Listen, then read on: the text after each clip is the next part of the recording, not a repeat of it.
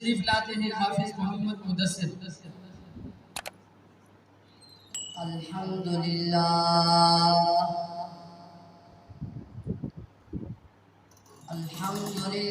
وحدہ والصلاة والسلام على من لا نبی بعدہ ولا رسول بعدہ ولا معصوم بعدہ اما بعد فاعوذ باللہ من الشیطان الرجیم بسم اللہ الرحمن الرحیم ان اللہ لا یغیر ما بقوم حتی یغیروا ما بانفسهم صدق اللہ العظیم۔ وطن تو آزاد ہو چکا دماغ دل ہے غلام اب بھی،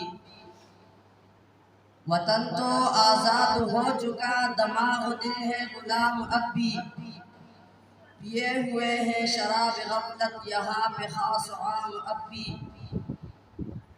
غلط ہے تیرا یہ نعرہ ساکی بدل چکا ہے نظام محفل، غلط ہے تیرا یہ نعرہ ساکی بدل چکا ہے نظام محفل، وہی شکستہ بوتلیں ہیں وہی شکستہ سجام اب بھی، میرے میں خانہ وطن کا وہی ہے کہنا نظام اب بھی، میرے میں خانہ وطن کا وہی ہے کہنا نظام اب بھی، کسی پہ جام شراب جائز کسی پہ پانی حرام اب بھی، صدر ذی وقار نہایت ہی قابل احترام علماء کرام اور میرے ہم مکتب ساتھیوں، السلام علیکم۔ آج میں آپ حضرات کے سامنے آزادی پاکستان کے موضوع پر چند معروضات پیش کرنا چاہتا ہوں۔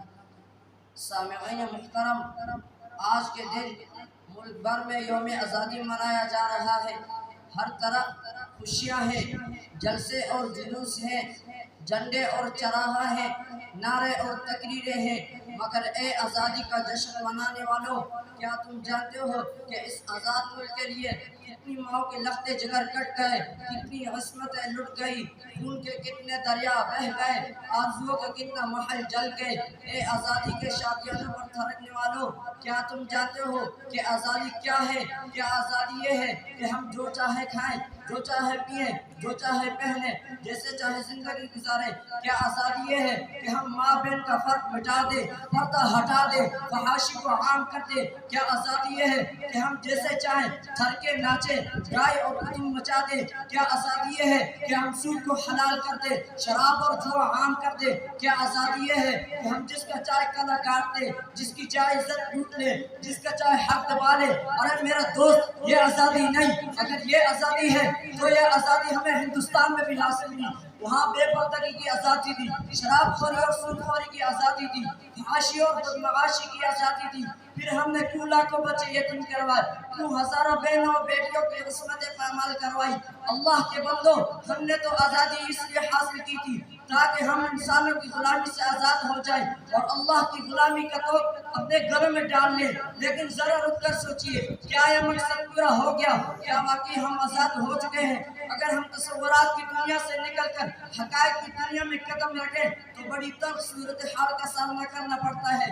صورتحال یہ ہے کہ اس وقت پاکستان کروڑوں روپے کے قرضے پر دبا ہوا ہے، اس پر سود در سود لگنے کی وجہ سے زیادہ اربوں روپے کا اضافہ ہو رہا ہے، پاکستان کا ہر فرد لاکھوں کا مقروض ہو چکا ہے۔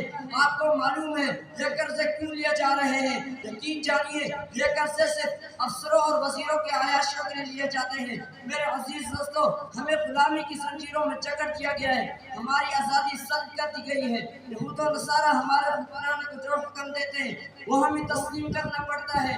وہ کبھی کہتے ہیں بجلی کا ریٹ بڑھا دو، کبھی کہتے ہیں گیس مہنگی کر دو، کبھی کہتے ہیں ملازموں کو بے روزگار کر دو، کبھی کہتے ہیں فلاں ٹیکس نافذ کر دو۔ ہمارے حکمرانوں کو ان کے سارے احکام ماننے پڑتے ہیں، اور کبھی کہتے ہیں علماء کرام کو جیلوں میں بند کر دو، اور کبھی کہتے ہیں مدارس کے ارد گرد گھیرا بند کر دو، کبھی کہتے ہیں فلاں کو ہمارے حوالہ کر دو۔ ہمارے حکمران ان احکامات کی بجاوری میں لگ جاتے ہیں۔ سامعین محترم سن لیجئے ہم جب تک اللہ اور اس کے رسول صلی اللہ علیہ وسلم کی غلامی اختیار نہیں کریں گے اس وقت تک امریکہ، روس، ورلڈ بینک اور IMF کے غلام رہیں گے۔ جس وقت اللہ اور اس کے رسول صلی اللہ علیہ وسلم کی غلامی اختیار کر لیں گے اس وقت انسانی غلامی کی ساری زنجیریں ٹوٹتی چلی جائیں گی۔ اسی لیے تو شاعر نے کیا خوب کہا، غلامی میں کام آتی ہے نہ شمشیریں نہ تدبیریں، غلامی میں کام آتی ہے نہ شمشیریں نہ تدبیریں، جو ہو ذوق یقین پیدا تو کٹ جاتی ہیں زنجیریں۔ کوئی اندازہ کر سکتا ہے اس کے زور بازو کا، کوئی اندازہ کر سکتا ہے اس کے زور بازو کا، نگاہ مرد مومن سے بدل جاتی ہے تقدیریں۔ وآخر دعوانا الحمدللہ رب العالمین۔